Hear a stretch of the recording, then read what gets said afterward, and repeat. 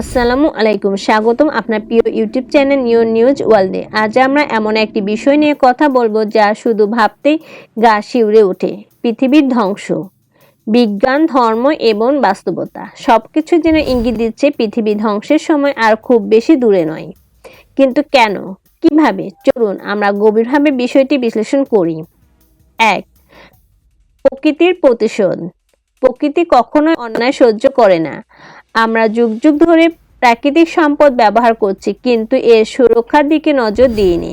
গাছ কাটা, পরিবেশ দূষণ এবং কার্বন নিঃসরণ এমন পর্যায়ে পৌঁছেছে যেখানে পৃথিবীর উষ্ণতা অস্বাভাবিক হারে বাড়ছে। আপনি কি জানেন, গত 50 বছরে পৃথিবীর তাপমাত্রা এমন পর্যায়ে পৌঁছেছে যা বিগত কয়েক লক্ষ বছরে কখনো হয়নি। হিমবাহ দ্রুত গড়ে যাচ্ছে, সাগরের পানির স্তর বাড়ছে এবং আমাদের বাসযোগ্য অঞ্চলগুলো প্রতিদিন সংকুচিত হচ্ছে। প্রাকৃতিক দুর্যোগ যেমন ঘূর্ণিঝড়, ভূমিকম্প এবং দাবানল তীব্র ও ঘন ঘন হয়ে উঠছে। দ্বিতীয়, প্রযুক্তির অভিশাপ। প্রযুক্তি আমাদের জীবনকে সহজ করেছে, কিন্তু এটি হতে পারে পৃথিবী ধ্বংসের আরেকটি কারণ।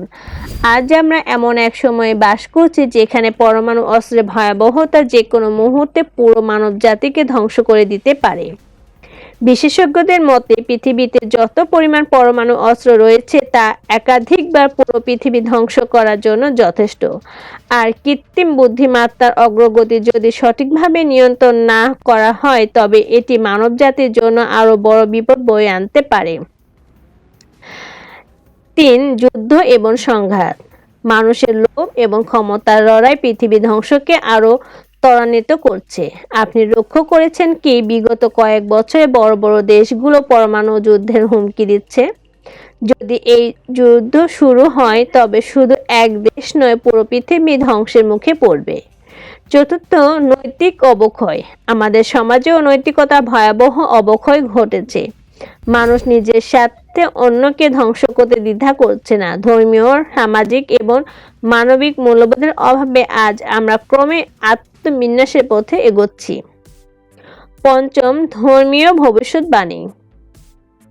বিভিন্ন ধর্মীয় গ্রন্থেও পৃথিবী ধ্বংসের কথা বলা হয়েছে। ইসলাম ধর্মে কিয়ামতের দিন সম্পর্কে বলা হয়েছে, যখন পৃথিবী ধ্বংস হবে এবং মানুষ তাদের কর্মফলের জন্য বিচার পাবে। খ্রিস্টান ধর্মের বাইবেল এবং হিন্দু ধর্মের বিভিন্ন গ্রন্থেও পৃথিবীর শেষ দিনের কথা উল্লেখ রয়েছে। প্রিয় দর্শক, পৃথিবী ধ্বংসের এই সংকট থেকে মুক্তি পাওয়ার জন্য আমাদের একসঙ্গে কাজ করতে হবে।